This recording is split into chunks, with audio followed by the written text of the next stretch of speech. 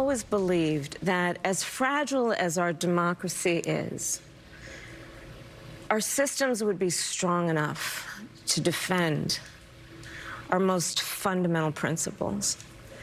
And I think right now that they're not as strong as they need to be. Former Vice President Kamala Harris making her first appearance since she announced her decision not to run for governor of California next year. And she had some strong words for Democrats who are in office right now.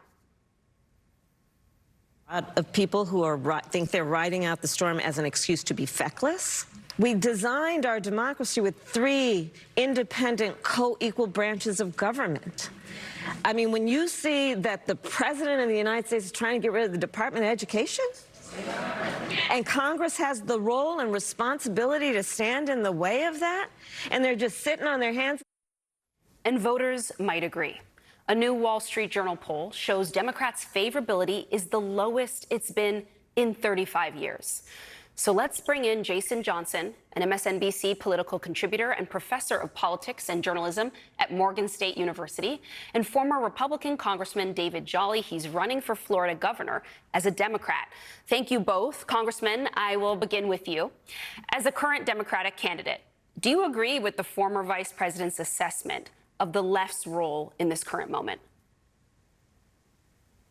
Well, I'm not sure that I do, because math is math. I agree with her frustration, right? Democrats are rightly frustrated that at the national level they have been unable to stop Donald Trump from doing some of his most egregious things, arguably unconstitutional, but even within the Constitution, the defunding of many critical agencies, the reduction of affordable health care today, the taking away of critical programming for families across the country. But Democrats only have so many votes. I think it is most important that we look with scrutiny at Republicans who are going along with this. Republicans actually have the votes on the Hill to stop their president from behaving this way. Republicans actually have the ability to provide oversight and accountability. So I think the vice president is certainly voicing the frustrations of Democrats with the inability to stop the president. But I think we can look at virtually every Democrat on the Hill, and sure, we can argue about whether or not they're yelling loud enough about it.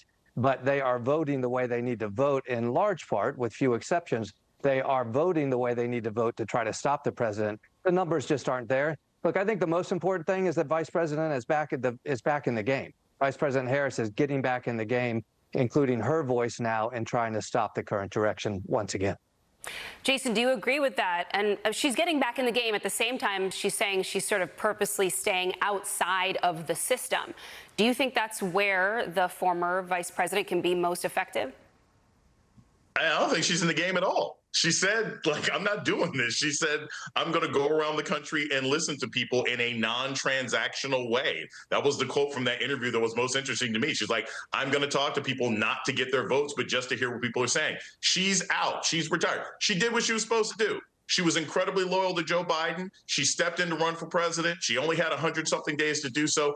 I think our expectation that people who are no longer in office have to step in, whether it's Vice President Harris, no one's asking this of Tim Walz, whether it's Barack Obama. These are no longer elected officials. They don't have an obligation to be in the game when we have governors and members of Congress who are in office. I do say this, though. I wish that some of her "this government was broken" would have come out during the campaign, but I understand how that's a difficult argument to make when you are part of the government that you were saying is broken. David, do you think more Democrats need to hit the road and just have those non-transactional conversations right now? You know, I've heard from voters, even in places like Deep Red, Texas, who've appreciated, say, Senator Bernie Sanders showing up and just letting people kind of get their emotions and their anger out at these massive events that he's hosted, the Fighting Oligarchy Tour. Is that a model that more people should be following right now? Sure. Look, the return of the Democratic Party happens outside of Washington. I know that's really hard to think about when all of the focus ends up in Washington. Look, obviously, I'm saying this as a gubernatorial candidate in Florida, but I think the resurgence of the Democratic Party can happen through state house races like the governorship in Florida, Michigan, Texas, and other places where, look, we are in the midst of a national change election environment, a generational affordability crisis in many states like the state of Florida. The opportunity for candidates in statewide races like Florida to talk about the affordability crisis, the price of housing, public education and safe communities. None of that has anything to do with Donald Trump, but it matters to voters exactly where they are. It is meeting the voter where they are and trying to solve problems. Look, we have to do multiple things at the same time. Donald Trump is shredding the Constitution. He is shredding the norms of what we believe government should look like and be, and that fight has to happen, perhaps on the Senate floor and the House floor. But the opportunity for Democrats to mobilize a movement to return to power in Washington isn't going to happen in Washington. It's going to happen in the states. Well, the polling is really interesting right now because the Democratic brand is underwater. But at the same time, because of all the frustrations Americans are experiencing right now, they do often indicate that actually, if the midterms were tomorrow, they would be voting a lot of Democrats into office. And so voters might trust the GOP more on certain issues like, say, immigration. But just take a look at how Wisconsin Representative Brian Steele was received at his town hall last night. So tell me the dire circumstances that triggered his tariff wars. Thank you. So this really, at its core, needs to be an opportunity to make sure that other countries are treating the United States fairly. The United States.